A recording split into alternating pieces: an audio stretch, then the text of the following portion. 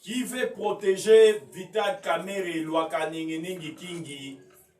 Pétition où les députés basali, les députés nationaux, où est commis à plus de 300 signatures.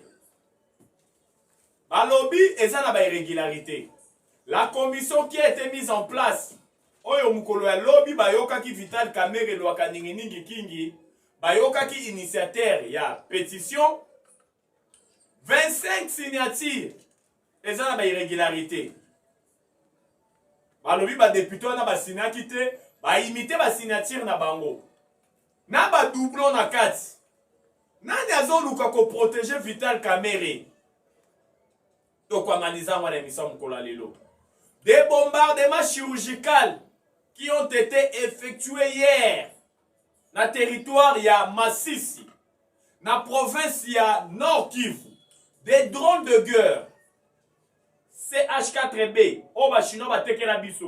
des avions de chasse, Sukhoi, balobi, toyeba ezalaka mibale, mais bamoni yango 4 na mapata, na province ya Nord Kivu.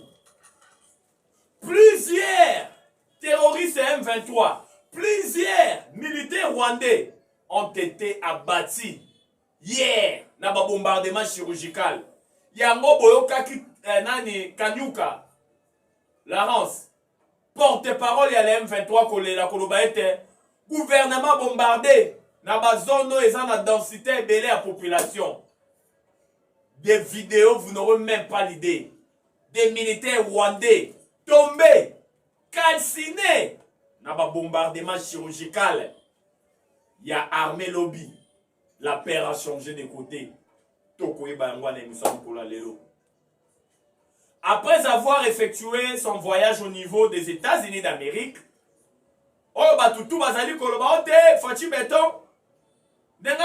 Afrique du Sud, le président Ramaphosa, il semblerait que Fachi Beton Koutanakina Hippolyte Kanambe, alias Joseph Kabila. Lukutana. Le chef de l'État Fachi Beton se prépare déjà pour se rendre aux États-Unis d'Amérique. Car la diplomatie agissante, ils allaient continuer à produire des résultats escomptés.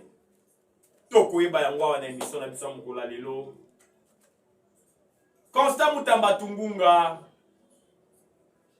le ministre de la Justice honoraire, où il a travaillé qui n'a vision à Tata Mokondiako au Fachi Beton. Toujours le lot du 7e jour. Azana baloko kuna ya IPCRIM. En face na IEC. Côté à Avenue 24. Ça fait très mal. Tokomeka ko analyser ngwa na émission na biso mkola lelo. Sans plus tarder, c'est votre humble serviteur na kombo ya Jonas Ngandu, surnommé Charles Onana. Toujours na ba chaîne na biso bomesano. On ne cessera jamais de le dire, pour l'amour du Congo, on ne se taira point. Car le Congo, c'est le pays de nos aïeux. Le Congo, c'est notre dénominateur commun. Tobotama ba Congolais, Tokokufa ba Congolais. Bonjour, bonsoir, cela dépend de l'heure à laquelle vous allez coller l'émission. Nous sommes pour la Lelo. Oyo, ba Sige, ils ont Kafukaf. Parce que Congo, des Amboka Oyo, Tobotama. Sans plus tarder, Nani alingi a sauvé Vital Kamerhe et Lwaka Ningi Kingi. Vital Kamerhe le caméléon. Vital Kamerhe versatile. Double G. Azana Fachi Beton na moi. Na buto azali na ba impérialiste. Na buto azali na ba tout power. Vital Kamerhe atikala kozala jamais sérieux. Yango tango kaka Kondo Etienne Tshisekedi. Notre premier en droit, notre premier docteur en droit, Thérèse Mémoire, Koloba était Kamera Kosinga et Tokutana na Canada.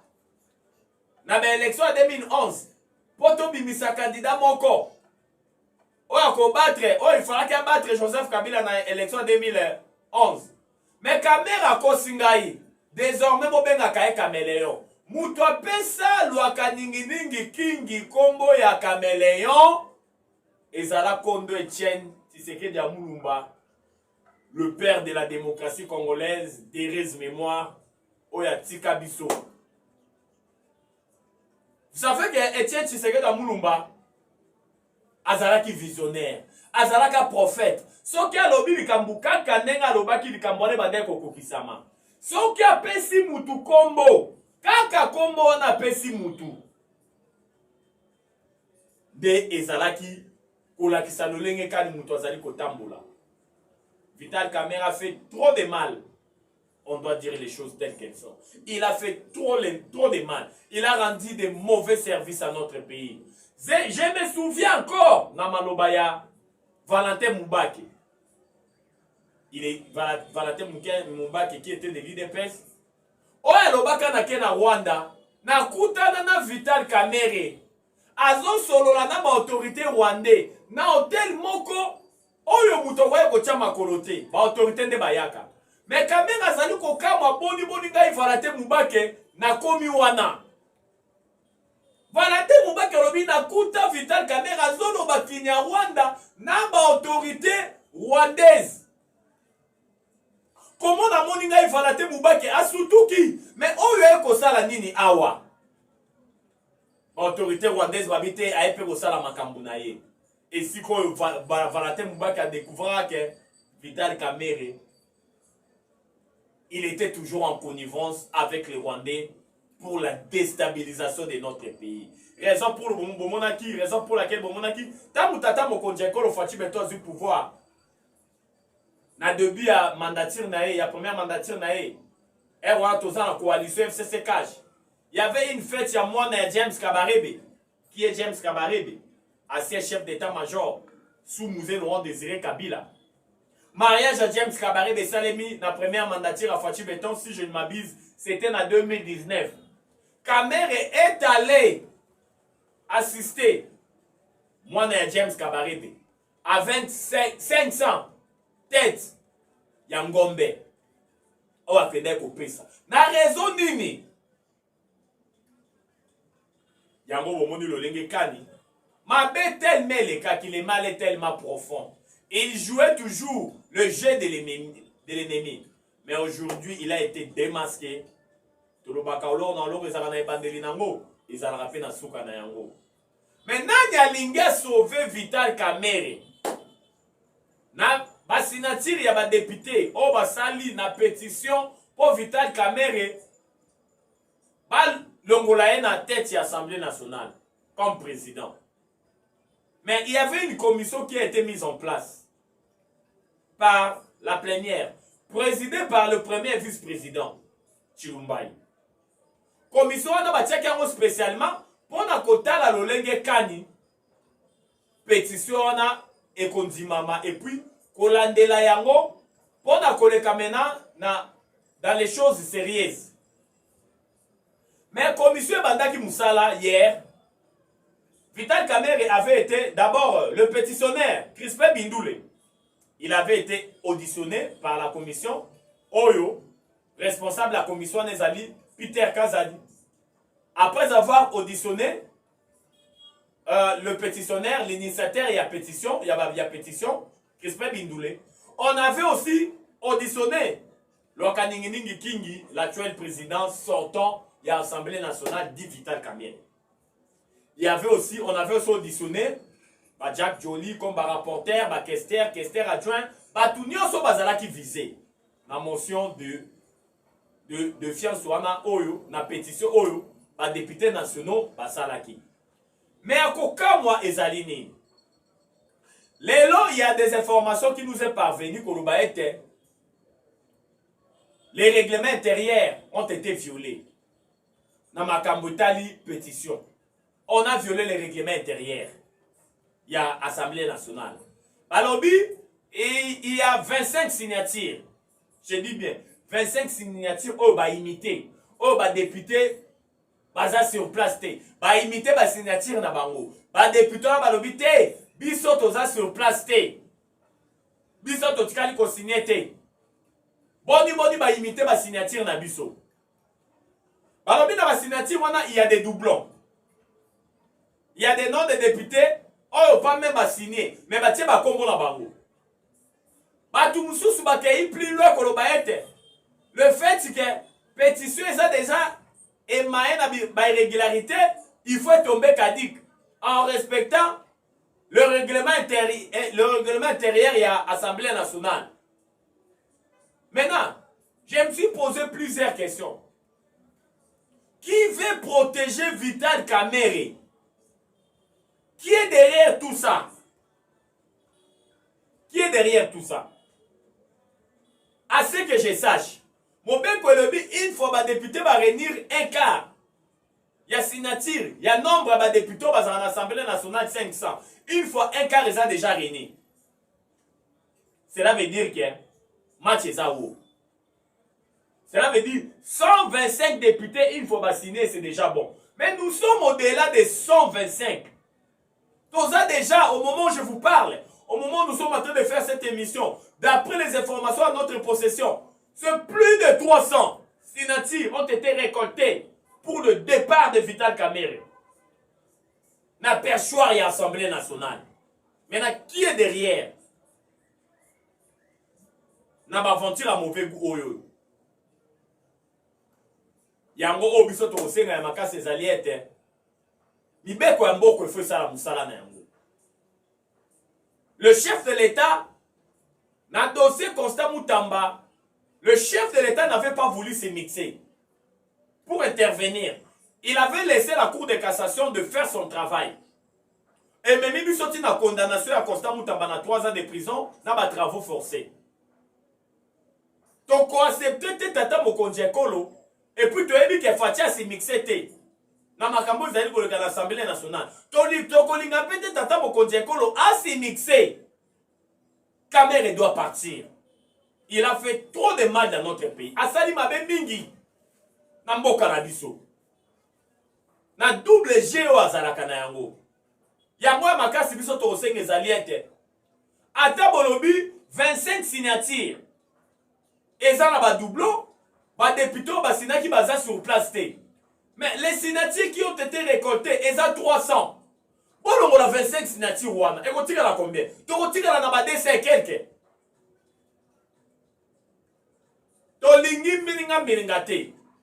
Les choses doivent être claires comme de l'eau. Tu es quoi interpeller les députés nationaux. Tu es quoi interpeller Peter Kazadi, président de la commission Oyobatier. Oyo zola de la makambo a pétition, oyo ko traité nyonso. Si ya kolongola Vital Kamerhe na niveau de l'Assemblée nationale. Tu es quoi interpeller? Vous savez que le mal est tellement profond. Oh, ezali kambo mabele, ezali kambo mboka. Mois de septembre, tu as vu que ça la session purement budgétaire. Session où les députés, tchaka makanisi na bango na mesa, pour na kotala le lenge kani, ya ko voter budget, ya ano e yaka. Ano e koye ezali 2026. Mais ya makasi obiso toko senge ezali ete. Makambo salema, le lenge kani règlement intérieur et lobby, ya Assemblée nationale. Ce qui va kolongola 25 signatures, on a balobé ça na bilinga. Balongola. Mais batika makambo salema na lolenge et longo bani. Parce que nous avons les informations que Monsolo ezali ko tambola. Bazali ko pesa ba député profession Monsolo de telle enseigne que ba épargner Vital Kamerhe luaka ningi kingi. Kamerhe fa na bino bambulo no sota fa na bino. Monsolo la bino tikala ko matate. Mais d'après les informations de notre possession, Toyoki ba matisi na ba salaire na bino ba $5,000, $5,000. Monsolo wana bazwi yango wapi po ba matisi la bino ba $5,000, ba $5,000 na ba salaire na bino ba député. Oh bino bozwaka chaque mois. Alors que collectif budgétaire est ça limité. Tout ça ba économiste, il faut bosser la collectif budgétaire. Bon revoir budget la hausse ou bien bo kitisa yango. Pour botter la rubrique, beaucoup matissa Monsolo ou te. Mais collectif budgétaire c'est le mois de septembre. D'après les informations à ma possession, et ça limité. Monsolo wana Vital Kamerhe alingi a madoué bino, a matisseli bino, pour botter la NAC, et où tu wapi. Monsolo bazali ko pesa bino ko corrompre bino partout. Pour voter contre. pétition wana mosolo wana euti wapi tosengi na ba service intelligence tosengi na justice mboka efungola miso oyo eza baka ya flagrance député bakangaka na ka ya flagrance mais oyo eza déjà baka ya flagrance la corruption mosolo ezouta wapi toyebi moto abimisa mosolo justice mboka esala mosala na yango toboyi politique ya 2 poids 2 mesures oh tomonaki pa ya Mutamba on a traité les dossiers de Constant Mutamba avec précipitation parce qu'il y avait de l'acharnement à l'égard de Constant Mutamba. Il fallait clouer Constant Mutamba. Il fallait qu'on bakaye na kuluzu. Babemi makambo na lombangu. Mais pour le Kaninginingi King dit Vital Kamerhe, il y a maintenant des stratagèmes, des imbroglios, des aventures de mauvais goût. Kaka pona ko protéger o ekolekate. Ça ne passera jamais. Olo na olo ezana ibandeli pe na suka. Traître ba traitaka e kaka. Le lenge kani asale la architectrice naïe. Plus rien ne sera jamais comme avant. Pour ne pas s'éterniser dans dossier Vital Kamerhe Oyo Yokuna, ba yebisi biso tamukola lobby que 25 signatures. Dans la katsake ozala 200 signatures ou bien combien? Mais 25 signatures seulement. Oh ba lobby ça la ba irrégularité. Alors que Mobeko Zoloba un quart déjà. Il y a des députés bazali kuna à l'Assemblée nationale. Ceux qui va signer, déjà il faut pas étudier pétition. Mais 25 signatures à Pamba. Balingi ba créer mbilinga pour ba quoi sa pétition mobimba. Pour ba protéger Vital Kamerhe et konekate. Wana ezala ki bongo sujet na biso ya liboso, tu interpeller ba députés nationaux, tu interpeller commission ezali ko sala musala, tu interpeller ba service intelligence, tu interpeller justice, ba fongola misu. Pour la bateau bazali kotambusa kanyamka pour na protéger Vital Kamerhe bakanga en désordre. Pour ne pas s'éterniser dans premier sujet na biso. Hier na ba etandeke to l'examen lo lenge kani les bombardements chirurgicaux ont été effectués par nos vaillants militaires le FARDC na province ya Nord Kivu na territoire ya Masisi. Je dis bien des bombardements chirurgicaux. L'homme de Salema qui va bombardement chirurgical wana. Et ciblaki plusieurs localités dans le territoire ya Masisi, Babiboué, et ça qui pesait belé. C'était à peu près plus de 5 localités qui ont été visées par des bombardements de nos drones de guerre CH-4B au Bachino Batekelabiso, par nos avions de guerre Sukhoi 25 au Baeba Ezalaki Mibale, Totikalaki na Moko, pour Moko et Tikalaka na aéroport ya Goma. Tangu armée rwandaise et Koti ezalaki défectueuse et bien ezalaki ya kobeba ezalaki en panne tango armée rwandaise ekangi Goma ekangaki pena yango.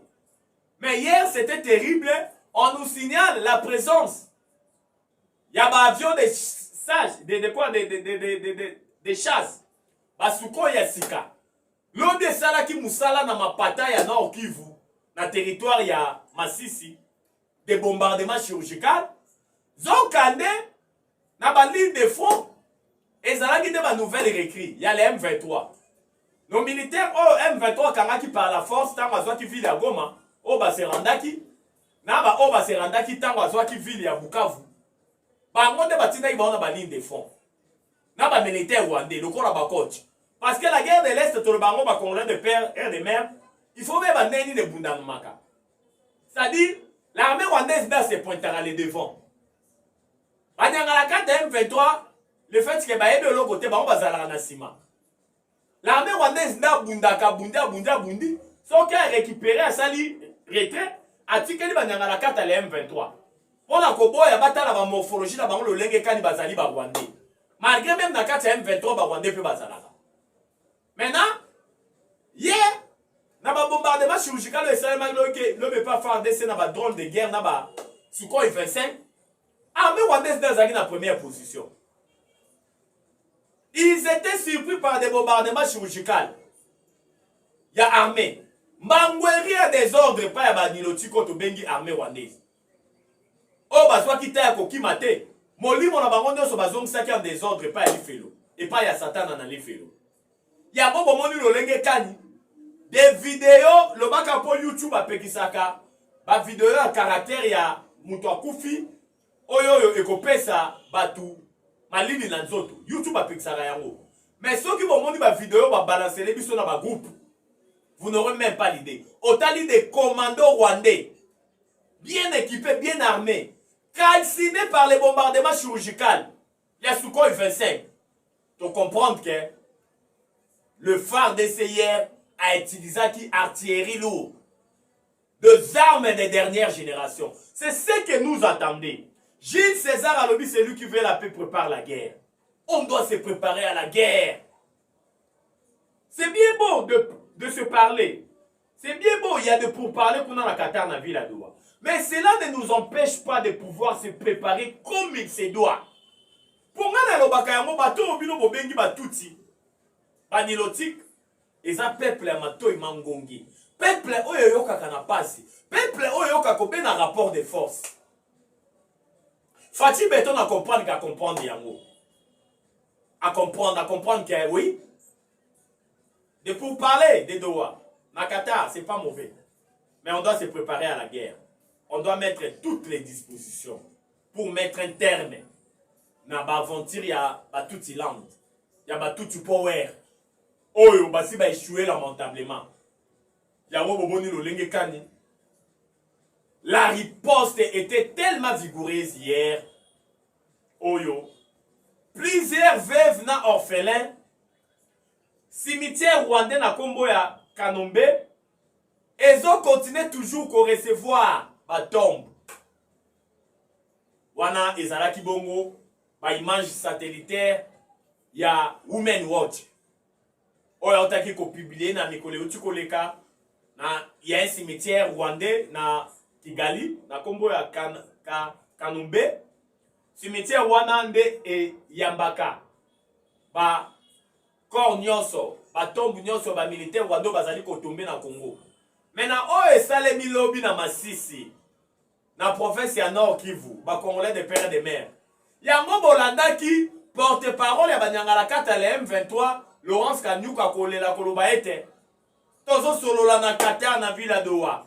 Mais ba bombardement chirurgical au gouvernement bombardé lobby na ba zone o eza na densité ya population ebele et sali biso zoto malili. Soki oyo ke M23 leli na kombo ya population, c'est que bangonde ba koufi en désordre.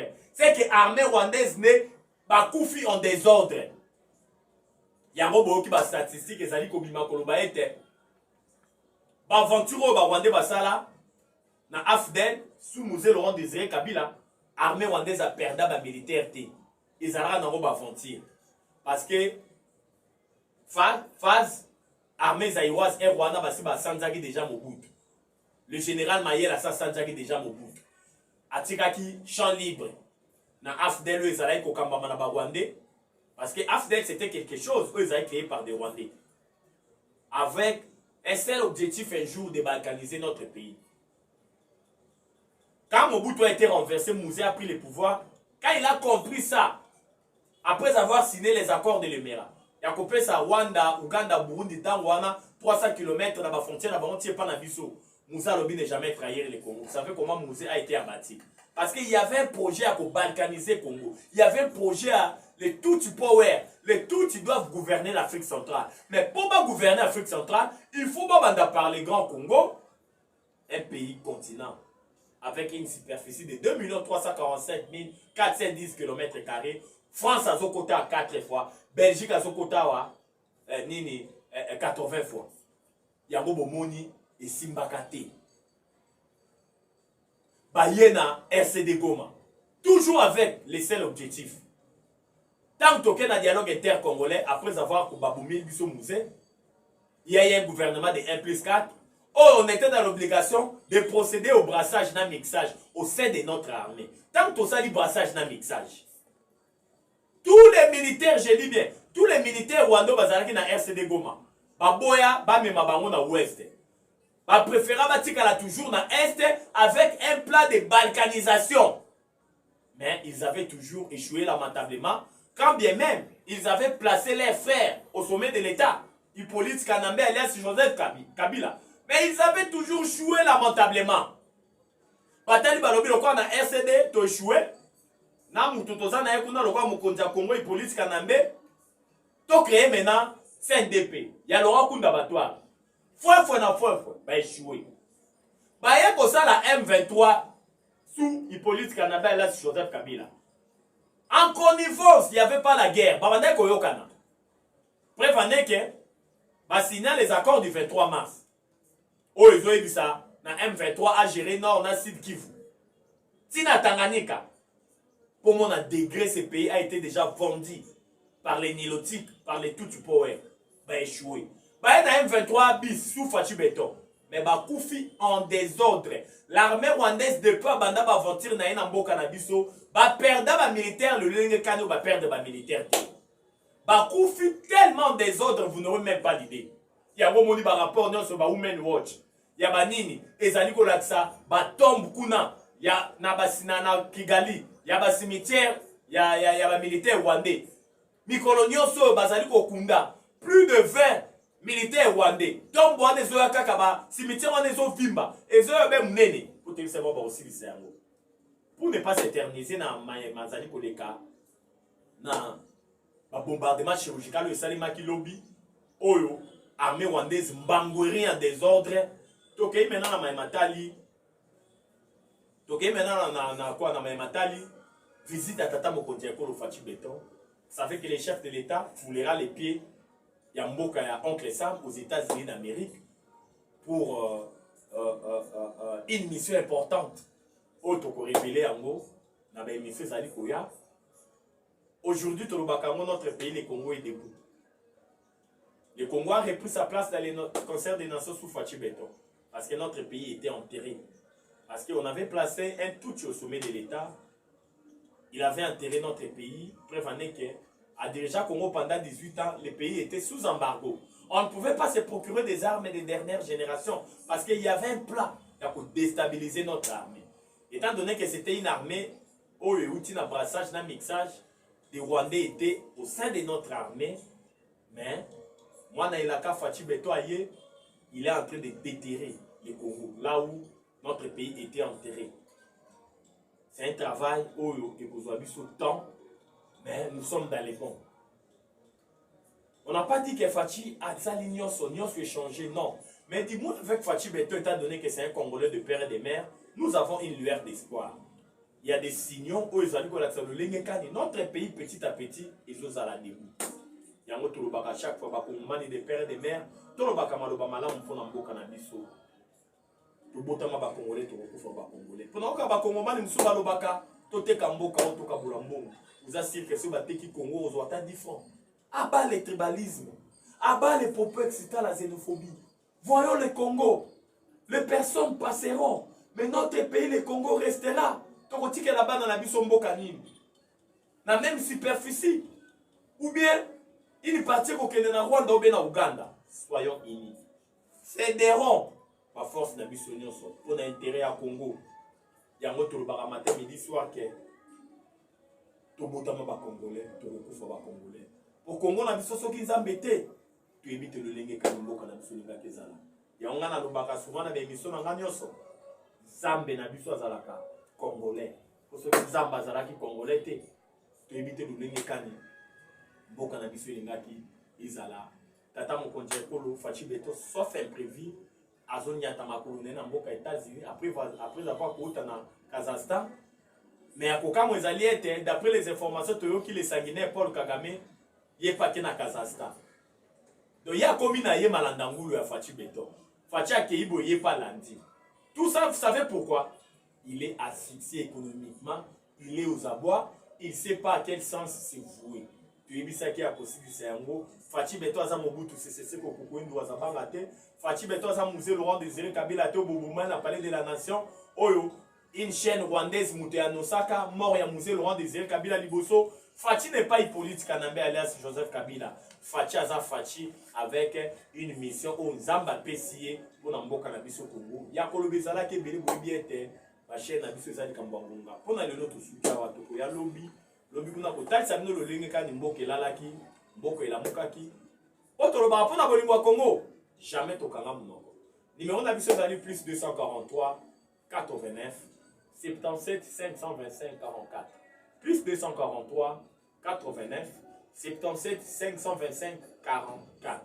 La patrie ou la vie. La patrie ou la vie. La patrie ou la vie. Ou la vie, nous vaincrons. J'ai dit et je vous remercie. Ciao. À la prochaine.